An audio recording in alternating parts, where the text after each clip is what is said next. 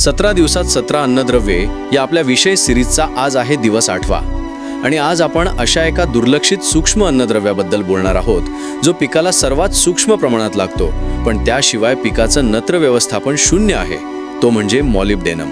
पण जरा थांबा, अगोदर तुम्ही आपल्या जलसिद्धी ऑर्गॅनिक्स पेजला फॉलो करा, कारण हे शेती विज्ञान तुम्हाला समृद्ध करणार आहे. शेतकरी मित्रांनो, युरिया देऊनही तुमचं पीक पिवळं पडत असेल तर समजून जा की तिथे नायट्रोजन पचवणारी मास्टर की घाळ आहे.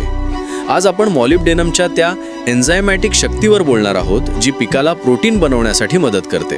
वनस्पती शास्त्रानुसार मॉलिब्डेनम हे नायट्रेट रिडक्टेज या एन्झाईमचं हृदय आहे. झाड जमिनीतून जो नायट्रोजन नायट्रेट स्वरूपात घेतं त्याचं रूपांतर अमोनियम आणि पुढे अमिनो ॲसिड्समध्ये करण्यासाठी मॉलिब्डेनम अनिवार्य आहे. जर मॉलिब्डेनम नसेल तर पिकाच्या पेशींमध्ये नायट्रेट्स साठून राहतात, ज्यामुळे प्रथिनांची निर्मिती थांबते आणि नवीन पालवीचा विकास खुंटतो. थोडक्यात मॉलिब्डेनम हा पिकाच्या अन्नाचं प्रोटीनमध्ये रूपांतर करणारा खरा इंजिनियर आहे. विशेषतः सोयाबीन, तूर, मूग यांसारख्या शेंगावर्गीय पिकांमध्ये मॉलिब्डेनमचं कार्य वाईल आहे. मुळांवरील गाठींमध्ये हवेतील नत्र साठवणाऱ्या नायट्रोजिनेज एन्झाईमचा मुख्य घटक म्हणजे मॉलिब्डेनम. जर जमिनीत मॉलिब्डेनम कमी असेल तर रायझोबियन दिवाणू हवेतील नत्र शोषू शकत नाहीत. परिणामी मुळांवर गाठी असूनही पीक कुपोषित राहतं. हे सूक्ष्म अन्नद्रव्य मुळांच्या गाठींना ॲक्टिव्ह ठेवण्यासाठी लागणारं मुख्य इंधन आहे.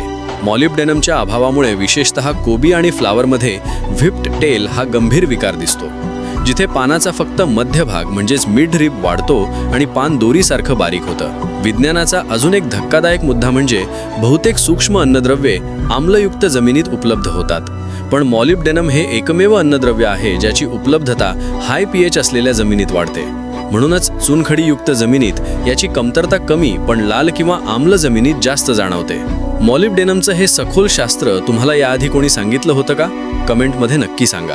शेतकरी मित्रांनो, ही अभ्यासपूर्ण माहिती आवडली असेल तर आपल्या जलसिद्धी ऑर्गॅनिक्स पेजला फॉलो करायला मात्र विसरू नका. हा व्हिडिओ लाईक करा, सेव्ह करा आणि आपल्या शेतकरी ग्रुपमध्ये जास्तीत जास्त शेअर करा. चला तर मग उद्या भेटूया एका नवीन सूक्ष्म अन्नद्रव्यासोबत. धन्यवाद.